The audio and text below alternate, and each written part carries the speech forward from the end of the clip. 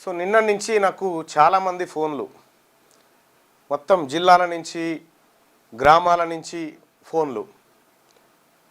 ఏం సంగతి బాబు ఏమైంది అని అంటే, సార్ మా మండలంలో మా బీసీలకు రిజర్వేషన్, మన బీసీలకు రిజర్వేషన్ లేదు సార్, మొత్తం సర్పంచ్ ఎన్నికలన్నీ ఒక్క బీసీ కూడా రిజర్వ్ కాలేదు సార్ మనకు. ఓ మండలం అక్కడ మంచిర్యాల జిల్లాలో బెల్లంపల్లి తాలూకాలో బెల్లంపల్లి నియోజకవర్గంలో 5 మండలాలు ఉంటే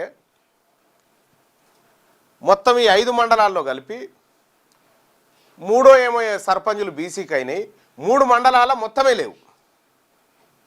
ఇట్లా ఒక్కటి కాదు, తెలంగాణ రాష్ట్ర వ్యాప్తంగా ఉన్నటువంటి అన్ని గ్రామాలలో బీసీల పరిస్థితి ఇది. ఎంతటి ఘోరం జరిగిపోయిందంటే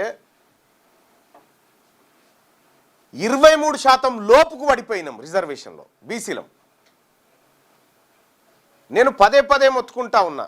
నిన్న చాలామంది ఫోన్ చేసి, అన్న మీరు చెప్పింది కరెక్టే అన్న, మీరు చెప్పినప్పుడు మాకు అర్థం కాలేదు, ఇప్పుడు అర్థమవుతా ఉందన్న, వీళ్ళు రిజర్వేషన్ ఎత్తుకపోయారన్న మనది అని చెప్తా ఉన్నారు.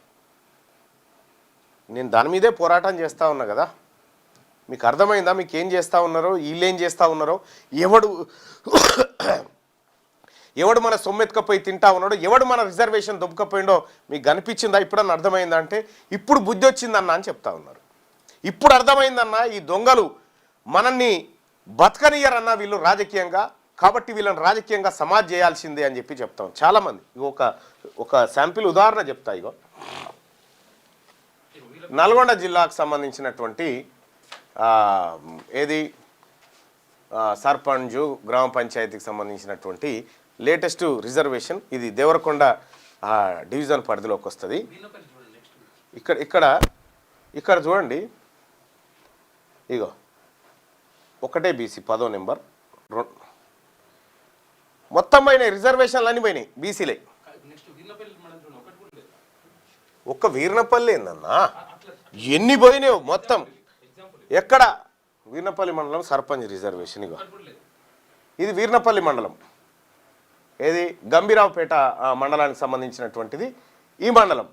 ఇక్కడ ఇప్పుడు తాజా రిజర్వేషన్, పోయినసారి మొన్న ఏది 42% రిజర్వేషన్ అన్నప్పుడు బీసీలకు 1, 2, 3, 4, 5 కనీసం 5 గ్రామాలు బీసీ సర్పంచ్లు అయ్యారు. ఎప్పుడు? మొన్న 42% అన్నప్పుడు. ఇప్పుడు ఒక్కటి కూడా బీసీలకు రిజర్వేషన్ రాలే, ఒక్కటి కూడా.